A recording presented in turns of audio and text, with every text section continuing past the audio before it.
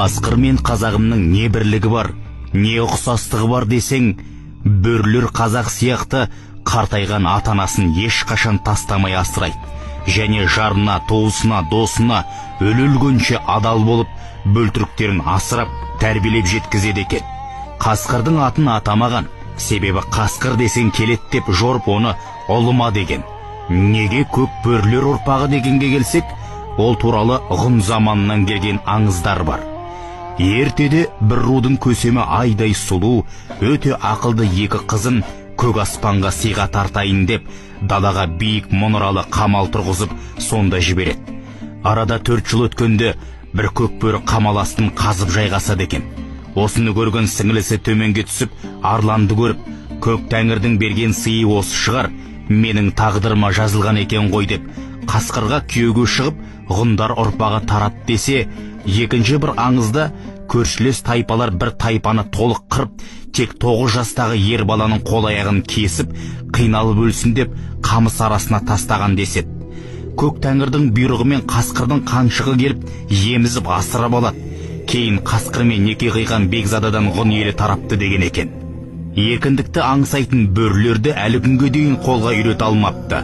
Қасқырдың қаншығын ұстаған жағдайда қаншық итпен атастырмасын деп, өз жатырын өзі шайнап тастайды екен. Ол жұбайына деген адалдық, және де басқадан тұқым алмау үшін солай істегенге не дейсің? Сол себептерден ежелгі ғұндардың ер бөрілер руынан патша сайласа, түріктер өздерін көк бөрілер ұрпағымыз деп атаған. Түрік қағаны Күлтегін жорық алдында Хангай тауларына келеді. Қақыраған қыстың күні қар қалың. Бір кезеңде таудың биік құзына арлан шығып, Күлтегінге қарап, кірпік қақпай, бір-біріне ұзақ қарап тұрады. Жасақта үн жоқ.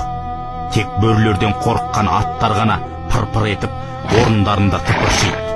Тау басындағы бөрілер арланның бұйрығын тосқандай төменге түспей, көздері жарқ-жұрқ етіп, омбы қарды боралап жүреді. Бір кезде Күлтегін: «О көк аспанның көк құрты, саған сыйымды әкелдім. Маған қайтпас, қайсарлығыңмен ешкімге жұқпас төзімділігіңді бер. Үлкен жорық үстінде жебей жүр көк тәңірдің көк құрты» деп қолын сілтегенде, жасақтары қойларды бауыздап, әппақ қарды қызылға бояп, қар үстіне тастайды.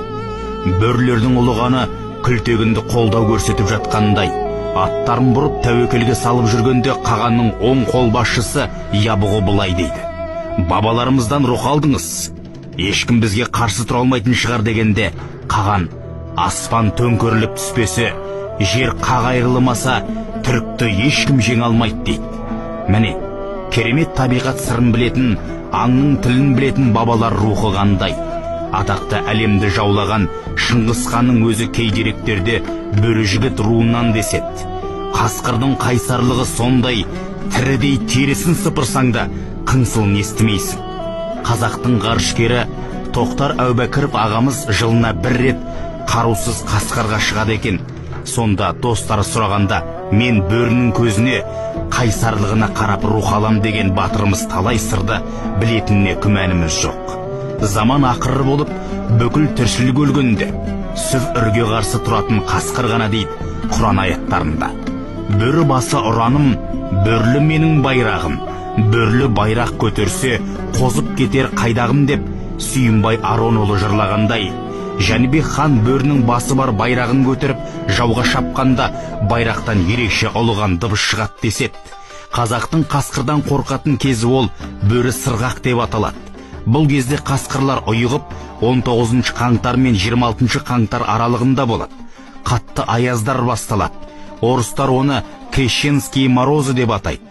Қасқырлар ұйыққан кезеңде көздері қызарып, махаббат сезіміне бас ұрып, жолында кездескеннің бәрін өлтіріп, қанында ішпейді, етінде жемейді. Міне, бөрі сырғақ кезінде ғана осындай құбылысты білген қазағым мал күзетіп, жолға шықпаған.